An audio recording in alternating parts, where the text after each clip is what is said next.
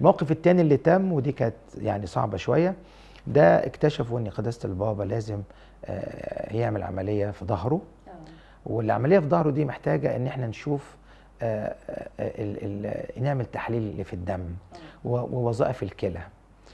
فلقوا الكرياتين بتاع قداسة البابا عالي، نسبة الكرياتين عالي قوي. فالدكتور قال، مش الماير يعني، بروفيسور مش الماير، قال انا بس صاحبي صديق ليا بروفيسور بتاع امراض الكلى وهتتحول ليه. فراح لقداسة البابا على اساس اني خدنا ميعاد على طول يعني.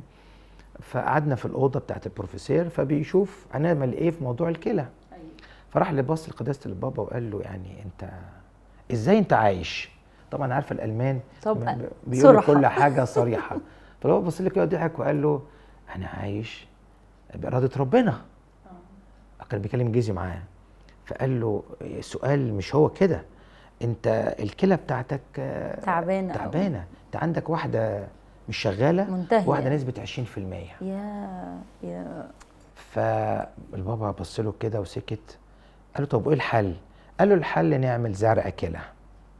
طبعا احنا كلنا قاعدين، فكل الاباء قالوا لقداسه البابا احنا اولادك يا سيدنا ونديك الكلى بتاعتنا. ايوه. فقداسه البابا في الالم بتاعه والوجع والصدمه اللي جات له ان الكلى مش شغاله فبص كده وضحك وقال ايه؟ قال للبروفيسور، قال له انا ممكن ازرع.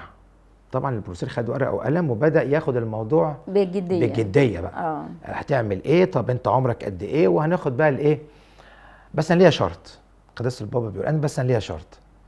قال له تحت امرك.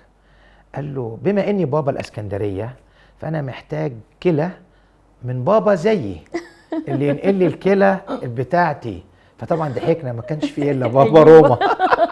فالراجل البروفيسور قال له ما فيش. فطبعا قداسه البابا قال له لا. ساعتها بقى قرر ان هو ورفض فكره ان حد يتبرع له كلى. ما رضيش، قال لك لا، قال لي كلكم ولادي وانا ما اخدش من ولادي عشان ما حدش يتألم، ياخد هو الألم كله لوحده. بالظبط كده. واتنقل بعد كده راح كليفلاند وعمل العلاج هناك، وبعدين رجع بقى يغسل الكلى في مصر وكده.